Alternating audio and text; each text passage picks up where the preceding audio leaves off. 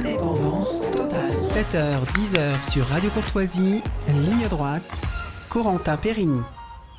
Je me tourne vers Didier Maisto. Bonjour Didier Maisto. Salut à tous, bonjour Corentin, bonjour à tous et à toutes. À toutes et à tous. Alors vous êtes journaliste indépendant, vous voulez nous parler de quelque chose spécialement ce matin? Non, je voulais, on en a parlé un petit peu hors antenne, aborder la question du conflit israélo-palestinien, de la folie qui semble s'emparer de toute la société en fait, à la fois bien sûr sur les réseaux sociaux, mais aussi dans les médias. Vous savez que moi j'ai essayé avec d'autres d'expliquer un petit peu, d'éclairer ce conflit depuis pas mal d'années. Et aujourd'hui, on est sommé de choisir son camp. Et donc, quand on ne dit pas, par exemple, il y a eu ce fameux débat, le Hamas est-il ou non un mouvement terroriste? J'étais peut-être le premier à m'en inquiéter de voir à quel point le 7 octobre avait été enjambé, sans nier pour autant les alliances de Netanyahou aux ultra-orthodoxes qui conduisent finalement à cabrer à cette situation, et puis ces colons qui semblent prêts à tout pour conquérir sans cesse des terres, notamment en Cisjordanie. Bon, essayer d'expliquer les choses. On m'a dit « Ah, mais qu'est-ce que tu racontes ? T'es fou, tu te rends pas compte, il y a des enfants qui meurent, comme si je m'en rendais pas compte. Il faut pas être dans des débats sémantiques, lexicaux, qu'est-ce qu'on s'en fout ?» Alors, c'est pas un débat sémantique et lexical de considérer que le Hamas ou non est un mouvement terroriste. C'est une question de fond, parce que si on enjambe ce 7 octobre, si on enjambe le fait que le Hamas, dont on connaît parfaitement la charte, est effectivement un mouvement terroriste, à ce moment-là, tout vaut tout. On peut dire que les gens qui ont commis un attentat au Bataclan, à Nice ou au Stade de France, ont été mal léchés par leur maman, et que c'est le monde occidental qui est visé et qui se venge parce qu'ils ont été mal accueillis, qu'il y a du racisme, etc. Mais on justifie toutes les folies. Donc je pense que c'est très difficile aujourd'hui de faire entendre une voix raisonnable, une voix simplement factuelle, expliquer ce qui s'est passé, expliquer que le Hamas n'est pas toute la Palestine, que tous les musulmans ne sont pas des terroristes, et parallèlement expliquer aussi que Netanyahou, c'est pas tout l'État d'Israël. Rappelons que avant cette attaque, avant ce conflit, la société israélienne était complètement atomisée, complètement divisée comme jamais. Il y avait des marches et des manifestations monstres, notamment pour la réforme de la justice. On peut mettre ces choses en perspective. C'est le but du journaliste. Qui sont vraiment du terrorisme pur et dur. Et la réponse qu'on peut estimer disproportionnée d'Israël, et c'est pour ça que dans l'accord, je pense que les États-Unis, c'est une réalité, ont pesé de tout leur poids pour dire à Israël, mais c'est pas comme ça, regardez-nous, ça fait 20 ans, on a fait 20 ans d'erreur après le 11 septembre, on n'éradique pas le terrorisme par une invasion militaire armée dans ce genre de territoire. Le simple fait de dire ça aujourd'hui vous fait ranger dans un camp ou dans l'autre. On va en parler avec Laurent Firaud. Il faut toujours être dans un camp ou dans l'autre. Si vous mettez, je dis même pas une nuance, si vous décrivez le réel tel qu'il est, une chose et l'autre, parfois on peut les comparer, parfois elles n'ont rien à voir entre elles. Là, vous êtes voué aux gémonies et vous devez vous jeter du Capitole, quoi. Vous voyez, c'est complètement terrible ce qui est en train de se passer. Et puis, il faut bien le dire, si on parlait beaucoup de gens qui étaient racistes jusqu'à présent, ça a libéré aujourd'hui, depuis le 7 octobre, ce que moi j'avais sous-estimé, je l'avoue bien volontiers, et tristement, un antisémitisme complètement débridé, parce que même sur les réseaux, parfois, il y a des gens qui se sont tout permis. Voilà, il me dit, c'est pas un conflit, espèce de rationniste. Qu'est-ce que tu comprends pas dans le fait que Israël est un État génocidaire et nazi qui envahit je veux dire, alors attendez, là, vous citez évidemment des tweets.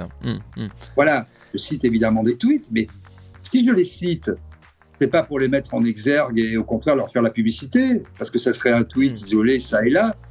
C'est parce que c'est devenu quasiment la norme. Ouais, et systématique. Et donc, ce n'est plus qu'insulte. hystérisation de la société. Et sans doute, à cet égard, cette ingénierie sociale formidable, ce galop d'essai qu'a constitué le Covid et les confinements qui s'en sont suivis, ont complètement abruti les gens et les a hystérisés, les rendus fous, avec une numérisation de la société de plus en plus patente, et vous n'allez pas vous battre contre des machines, quoi. Donc voilà où on en est. Je suis plus tellement sûr que la France soit encore une nation. Et vous êtes très présent sur Twitter, Didier Maisto, et vous jouez le jeu, en tout cas, de répondre au maximum de personnes. Mais voilà, ne vous crevez pas non plus à la tâche, restez avec nous et puis J'ai pris beaucoup de recul. Voilà, il faut prendre du recul. Je rappelle, la vérité est claire, le reste, voilà, c'est ni blanc ni noir, tout est nuance de gris. Alors on va parler avec Laurent Firode, on se tourne ensemble vers Laurent Firode pour son dernier film. Il est le réalisateur de la trilogie Le Monde d'après.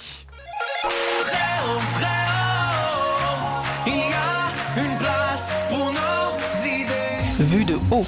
Bonjour Laurent Firode. Bonjour. Alors je rappelle, vous êtes cinéaste réalisateur de la trilogie Le Monde d'après. Alors d'abord, je voulais revenir sur votre parcours dans le cinéma français, parce qu'on va pas le cacher, on a rarement des réalisateurs de films chez nous, parce que généralement ce sont pas des auditeurs de notre radio. Je suis bien d'accord avec vous.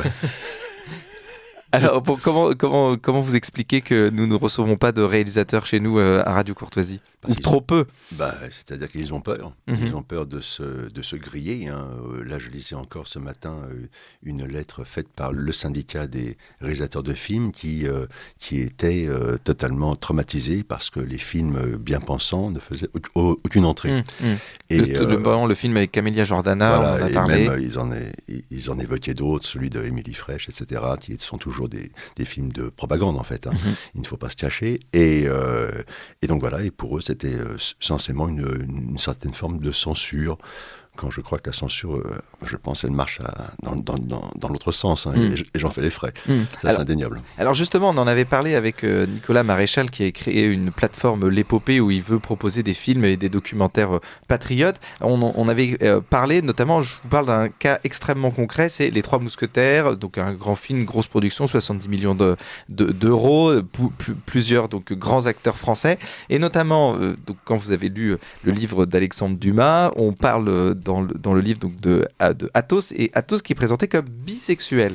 Et ce qu'on explique, c'est que finalement ce n'est pas seulement pour donner une image woke ou une image bien pensante, ce n'est pas seulement ça, ce n'est pas seulement pour l'image, mais quand vous faites ça, vous recevez des subventions, c'est-à-dire qu'il y a une incitation financière à promouvoir donc une idéologie woke pour faire large. Bien sûr, absolument, parce qu'il y a toujours des cabinets, des officines à France Télévisions, notamment, mais partout à Canal+, etc., où ils vont décompter le nombre exact de racisés, de gens qui sont des minorités, voilà, qu'il faut défendre. Et si on obtient le bon quota, si on coche toutes les cases, on obtient des subventions. Donc c'est une question d'argent, en fait. Il ne faut pas se leurrer.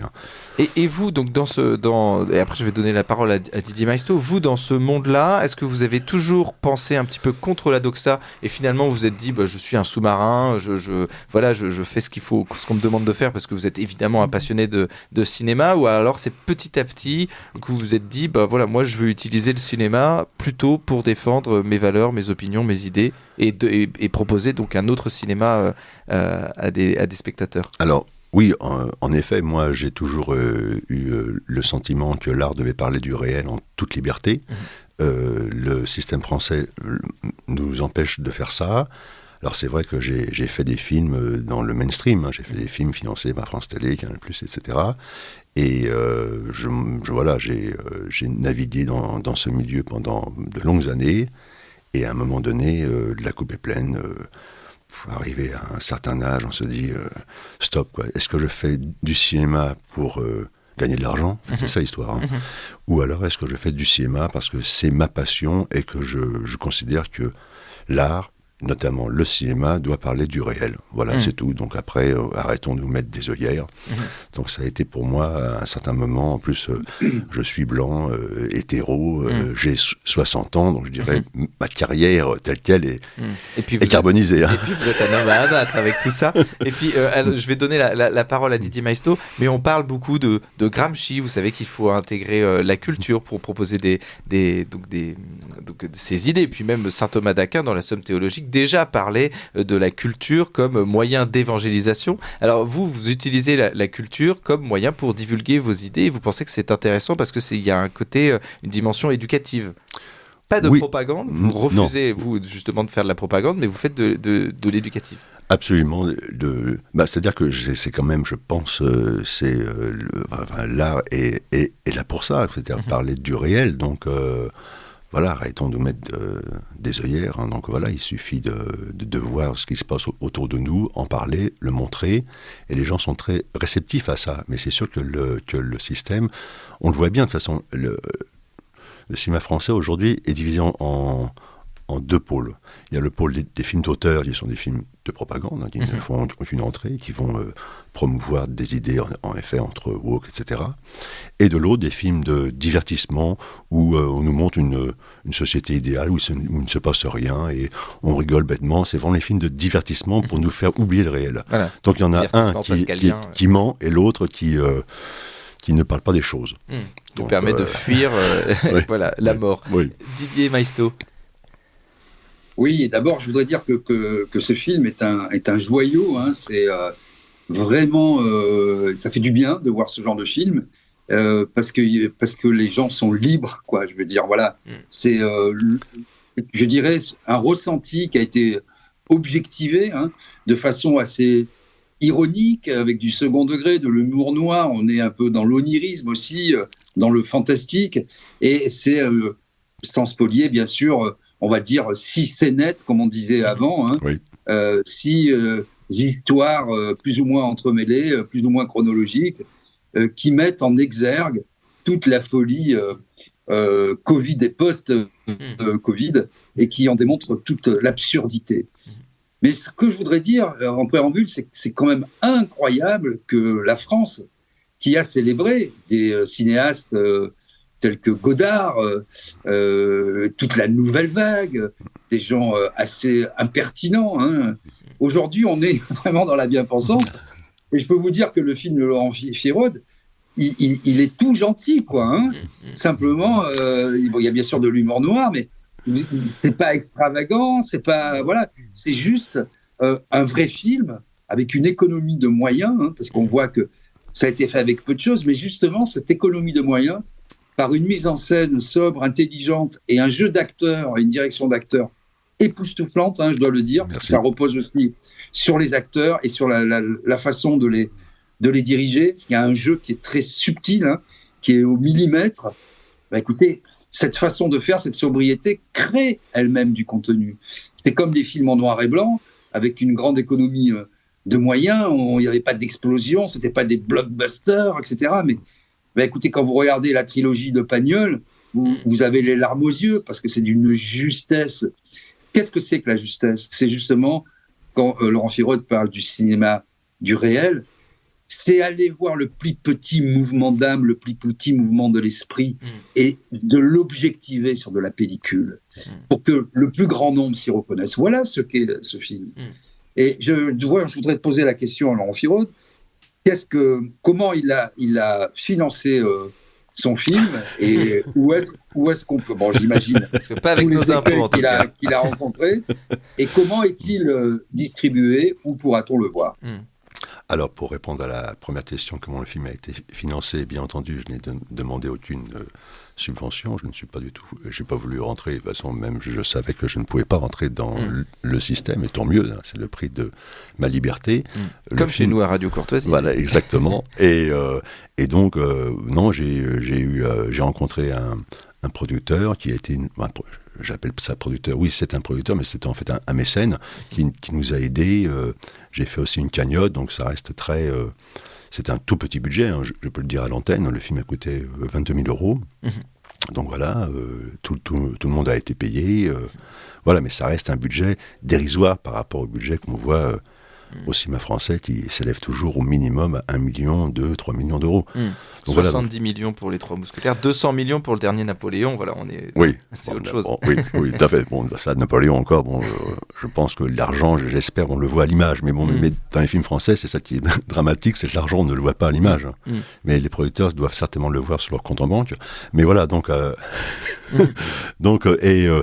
après, pour répondre à la deuxième question, donc le film est visible au cinéma, il est en exclusivité, je dirais, il y a un cinéma encore, il y a certaines salles qui sont indépendantes en France, elles sont très rares, hein, également, pareil, elles sont toutes reprises par des grands groupes, donc ça se joue à l'Espace Saint-Michel à Paris, donc voilà, ça se joue là tous les week-ends, j'ai qu'une séance, le samedi à 18h40 et le dimanche à 18h40 également. Mais pour que tout le monde puisse profiter du film, il est en même temps, au même moment, il est en VOD sur une plateforme qui est aussi une plateforme autonome qui s'appelle Player. Et le film est visible, donc quand on tape le lien Le Monde d'après 3, donc 3 en chiffres et tout attaché.com. Et on tombe directement sur la page pour le louer. Peut-être est-ce l'occasion d'expliquer à nos auditeurs que vous parlez de ces rachats, de ces grands groupes et de cette concentration. Et effectivement, que ce soit sur Internet, que ce soit dans la presse écrite, que ce soit à la télé, que ce soit dans le monde de l'édition, où des grands groupes, finalement, aujourd'hui, ont les éditeurs, une panoplie d'éditeurs qui étaient autrefois indépendants, avec des mêmes comités de lecture, le même distributeur, le réseau de libraires, final, y compris parfois les imprimeries. Et dans le cinéma, c'est pareil, parce qu'il y a beaucoup de gens qui nous disent « Ouais, mais... Maïsto, groupez, vous qui avez de la voix, etc. Les indépendants, faites indépendants plus indépendants. Oui, mais les circuits de distribution, de diffusion, le monde tel qu'il est aujourd'hui, c'est pas qu'il nous l'empêche. On nous dit pas vous n'avez pas le droit, mais d'une telle manière. Mais on le voit pour les je sais pas moi, les garagistes indépendants, vous en avez plus. S'ils n'ont pas l'outil Audi, Renault ou Mercedes ou Peugeot, vous pouvez pas faire réparer votre voiture. Et tout est devenu comme ça. La mondialisation, c'est ça. On en voit les effets. Alors après, il y a effectivement des subventions. Vous pouvez peut-être expliquer comment ça fonctionne. Mais ces subventions, elles sont au service des idéologies dominantes qui ne vont pas emmerder le système. C'est très compliqué à expliquer au grand public parce qu'ils pensent qu'on peut lutter à armes égales, parce qu'on a le poitrail en avant, comme ça, qu'on est intelligent, qu'on fait des œuvres. Mais pourquoi on ne vous voit pas, on ne vous entend pas plus souvent ? Voilà pourquoi. Non, mais c'est vrai que quand on veut faire un film dans le système, donc on a son scénario sous le bras, on va avoir un producteur, et le producteur ne va pas s'intéresser à savoir si le film peut captiver le public, il va juste voir s'il peut obtenir avec ce sujet-là des subventions. C'est ça le système français. Donc évidemment ça devient très problématique et c'est pour ça qu'on voit toujours les films qui traitent des mêmes sujets, de la même manière, avec les mêmes têtes aussi. Donc tout ça c'est fait pour, comme le disait si bien Didier, pour protéger un système, en fait. Tout est là pour protéger le système. Et alors, on le rappelle, Le Monde d'après, c'est le 3e épisode, donc c'est 6 sketchs dedans. Et donc, évidemment, vous avez fait un 3e épisode parce que les premiers et deuxièmes ont eu un grand succès. Comment vous expliquez ce succès après le Covid, après toute cette époque, véritablement, votre film a été une espèce de soupape générale pour des gens qui avaient besoin d'en rire et d'avoir aussi de voir un film où on parle véritablement, eux, de ce qu'ils pensent, c'est-à-dire qu'on se reconnaît. Alors, on va dire aussi que vous critiquez les journalistes. Alors voilà, avec Didier, moi je me suis pas senti complètement visé, mais votre Didier répondra aussi. Mais donc ça a été une soupape ce film, en tout cas le premier après le Covid, parce que Le Monde d'après c'est après le Covid. Tout à fait, absolument. Et non, ça a été un succès. Je l'avoue, hein, j'ai galéré pour trouver une salle de cinéma, j'ai galéré aussi pour trouver le film, une distribution en VOD. Mais quand le film a pu enfin atteindre le public. Là, en plus, j'ai fait beaucoup de débats, j'ai rencontré énormément de gens, et c'est vrai que ce qui m'a fait le plus plaisir, je crois, ce sont tous ces gens qui ne voulaient plus remettre les pieds dans une salle de cinéma, parce qu'on leur avait interdit, hein, si tu n'as pas le pass, tu passes ton chemin. Donc là, je leur ai dit, non, si vous faites ça, ils ont gagné. Donc il faut se réapproprier les espaces de culture, pouvoir se retrouver ensemble, parler, discuter, hier, il y avait la première du film, et tout le monde était là, ravi, à parler.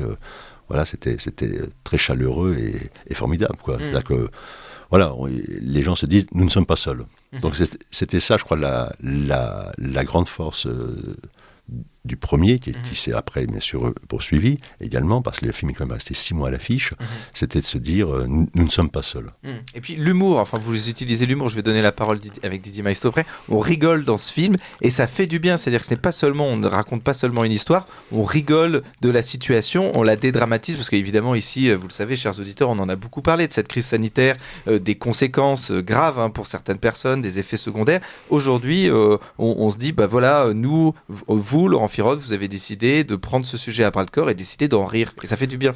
Bah oui, ça fait du bien, parce que c'est vrai que le système nous pousse à avoir peur, peur de tout, de la maladie, du réchauffement climatique, etc. J'en passe et des meilleurs. Et je crois que la meilleure arme contre la peur, c'est d'en rire. C'est difficile de faire peur à quelqu'un qui commence à se moquer des autres. Donc voilà, donc je pense que c'était un regard. Et en plus, la comédie, je trouve, elle a un intérêt très très fort, parce que quand on rit d'une chose, c'est très souvent parce qu'on la comprend. Voilà. Donc oui, on a la référence. On a la référence, voilà. Donc le rire peut être intellectuel, en fait. Donc c'est ce que j'essaye de faire, de faire en sorte que, oui, rions de ces peurs qu'on veut nous imposer, pour mieux les comprendre et pour mieux, bien sûr, y échapper. Didier Maisto. Oui, puis je pense que vous serez d'accord, c'est aussi un film sur l'hypocrisie. C'est-à-dire, dès lors qu'on a de l'hypocrisie de tous ces, je ne vais pas spolier encore, mais tous ces médecins de plateau, tous ces gens éco-anxieux, qui se réfugient derrière des totems, des phrases, des célébrations, l'Earth Hour,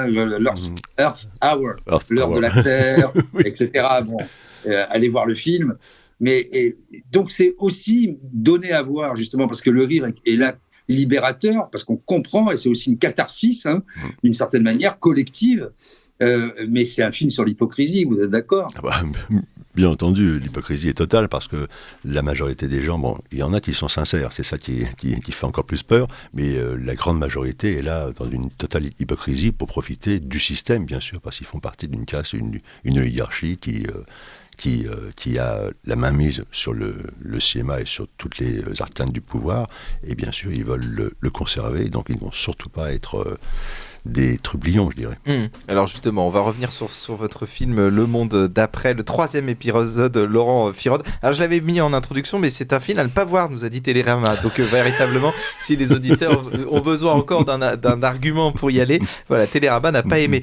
Didier Maisto connaît la règle, il est 9h, c'est l'heure du bulletin d'actualité de Marie Falicon, puis après je reviens vers vous, Laurent Firode, pour votre film, je le rappelle, Le Monde d'après, épisode 3. Ligne droite.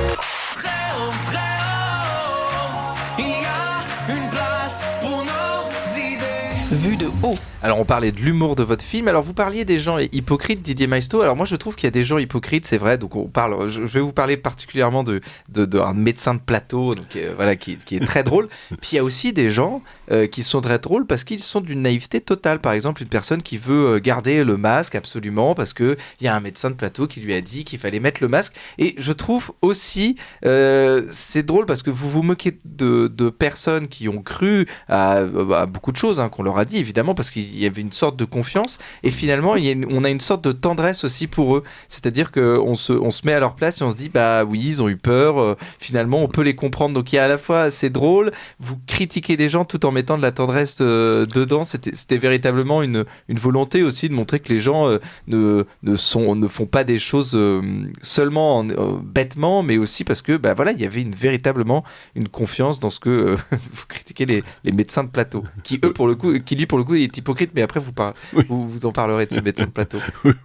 Oui, non, c'était que je ne voulais pas non plus faire un film vraiment où il y avait les méchants et gentils, c'est déjà ce qu'on voit trop souvent au cinéma ou à la télévision. Et non, je voulais avoir un regard beaucoup plus humain, c'est-à-dire qu'il y a beaucoup de gens qui se sont laissés embarquer dans toute cette histoire parce qu'il y avait un tel bourrage de crâne. Donc je ne voulais pas non plus leur jeter la pierre, juste montrer les choses telles qu'elles sont et quelles sont les conséquences aussi.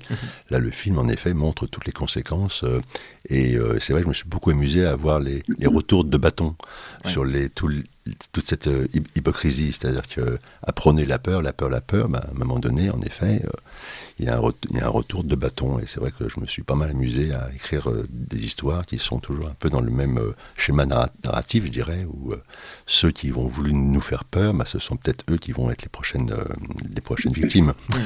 Alors, je vais donner la parole à Didier Maisto, mais avant, je voulais revenir justement sur ce médecin de plateau. Donc, on peut le dire, il y a une scène qui est très drôle où justement, donc il y a cette personne qui a le masque et le médecin de plateau lui dit mais vous pouvez enlever le masque. Et il dit mais je comprends pas, vous m'aviez dit que je devais absolument l'avoir. Et il lui dit mais en fait, voilà, j'ai dit ça, ça a changé maintenant. Donc on sent ce médecin de plateau complètement désarçonné aussi. Il ne rend pas compte du pouvoir qu'il a sur les gens. Ah oui, bien sûr, évidemment, tout à fait. Et en plus, comme on le voit aujourd'hui, on essaie de nous faire croire que ça n'a pas existé. Oui. On ne voit aucun film sur cette période, par exemple. Voilà, tout le monde se sent un peu, je dirais, tous ceux qui ont prôné toutes ces peurs, toute cette folie, ils commencent à se faire petits. Ils essaient de retourner leur veste plus ou moins.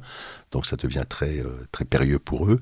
Et ça m'amusait de le montrer justement devant quelqu'un qui est totalement fasciné par ce médecin de plateau, qui a accepté toutes ces folies absolues. Et bon, évidemment, le médecin va en être victime après coup. Mais voilà, je trouvais ça intéressant et également jubilatoire de voir, ces retours de bâton. Attention, ne croyez pas que vos paroles ont été comme ça lancées de manière anodine. Ça a créé, et tout le monde, je pense que tout le monde a des histoires parmi ses proches, sa famille, etc., des histoires dramatiques. Oui. C'est-à-dire que voilà, on ne peut pas dire trop n'importe quoi non plus. Hein. Mais vous l'abordez avec humour. Alors Didier Maisto. Oui, alors la question centrale aussi aujourd'hui que j'aimerais vous poser, c'est que nous étions quelques-uns, pas nombreux, cinéastes, acteurs, artistes, chanteurs, journalistes, scientifiques, biologistes, médecins, à dire attention, quoi, ou simplement ne prenons pas tout pour argent comptant, quoi. Regardez ce qui est en train de se passer, parce que le virus, j'ai une nouvelle pour vous, il est intelligent, c'est-à-dire il va quand même si vous vous confinez, il va quand même passer les portes et les fenêtres. Et si vous lavez les cartons de pâte, il sera quand même là, le virus, quoi. Et si vous suivez la petite flèche rouge par terre dans un sens, j'ai une mauvaise nouvelle pour vous. Le virus est aveugle, il ne va pas voir que vous marchez dans le bon sens. Bon. Et donc, moi, je faisais une émission de radio. Les gens appelaient parce il y avait beaucoup de désarroi. Et puis, patatras, en dépit de tout ça, Emmanuel Macron est réélu. Alors, on se dit... Ouais. Est-ce qu'il y a une vraie prise de conscience ? Est-ce qu'on ne l'exagère pas, cette prise de conscience populaire ? Est-ce que la peur a finalement gagné ? Et si ça devait se reproduire, est-ce que la peur gagnera encore en dépit du nombre de gens quand même assez éveillés ? Est-ce que moi, je n'arrive pas à répondre à cette question, alors je vous la pose. Est-ce que la peur gagne toujours ? C'est-à-dire qu'il y a un tel bourrage de crâne en face de nous. La peur est le meilleur moyen pour domestiquer les gens. Donc évidemment, c'est le moyen qui est employé. Hein. Donc on veut nous faire peur de tout, hein. Du climat, de la guerre, des maladies, etc. etc. Et c'est clair que pour éviter ça, c'est très compliqué. Donc moi j'essaye de mettre une petite pierre justement dans ce travail d'anti-peur. Hein, voilà. N'ayons plus peur. Enfin, en tout cas, n'ayons plus peur de ça, quoi. Voilà, parce qu'il y a plein de choses qui peuvent être très, très effrayantes, mais elles sont toujours tues, toujours gommées du réel. Donc je trouve ça un peu aussi... bon. En tout cas, non, je reviens à dire, c'est que le but de l'art, pour moi, franchement, c'est de parler du réel, hein, et de faire en sorte de mieux comprendre le réel et ne pas se voiler les yeux. Ça me paraît tellement évident. Pour moi, c'était... Et justement, est-ce que vous diriez qu'aujourd'hui, qu'il y a une dichotomie opérée sciemment par, le système, appelons-le comme ça, le système médiatico-politique, on va dire le système, pour pas faire complotiste, quoi, mais une dichotomie entre, justement, la vision artistique des choses, qui n'est pas là... pour être dans l'exactitude, mais pour en exergue, mettre des points saillants, avoir un propos construit pour mettre l'accent sur une cause qui nous tient à cœur, c'est-à-dire parler du réel de cette façon-là.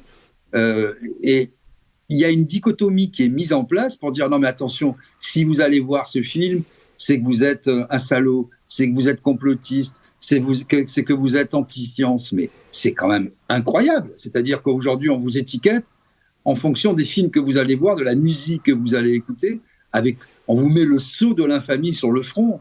Et est-ce qu'on est encore dans une démocratie éclairée, quoi? C'est ça la question.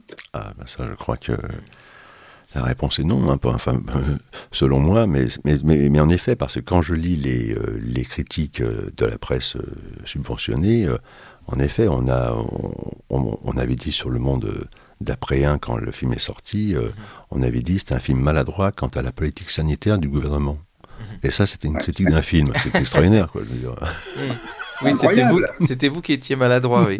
Alors, moi, je voulais vous parler, Didier, avec Laurent Firante, des journalistes, comment les journalistes sont traités, parce qu'il y a une... Alors, mais je crois que c'est dans le 2e épisode, mais vous en parlez aussi dans le 3, notamment un journaliste qui explique fidèlement, qui dit ce qu'il veut, qu'il n'a pas de lien avec la vérité, et c'est très très drôle, c'est d'un cynisme. Alors, évidemment, c'est un petit peu caricatural. Moi, je me suis pas senti visé à ce moment-là. Il y a aussi, c'est une cible aussi, les journalistes, et ils ont eu véritablement, avec les médecins plateaux, avec leur gouvernement, ils ont eu évidemment une responsabilité et ils vous l'ont fait payer, notamment Télérama qui vous explique que vous êtes un film à ne pas voir. Voilà, ils ont dit j'avais fait une saga irrespirable. Donc bon, j'en étais assez flatté. Nos auditeurs ne sont pas des grands lecteurs de Télérama, donc je pense que c'est plutôt... C'est plutôt bon signe. En effet, oui, ça m'a fait plaisir, moi aussi. J'ai pris ça comme une médaille. Mais en effet, c'est-à-dire que les journalistes, j'entends toujours les journalistes subventionnés, hein, parce qu'il y a quand même il y a 2 classes de journalistes.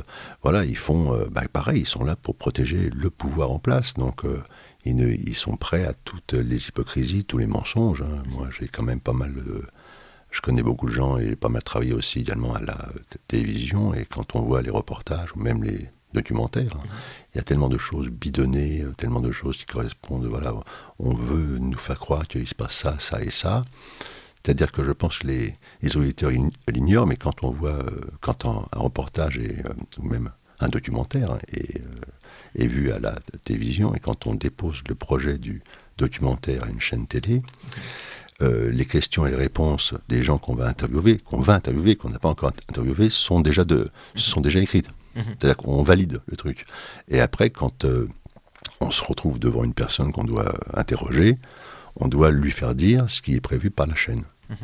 C'est hallucinant, quoi. C'est-à-dire qu'on est vraiment, non pas en contact du réel, mais on veut nous faire croire que le réel corresponde à ce que la chaîne, c'est-à-dire le système, veut nous faire croire. Donc ce sont des éléments épouvantables.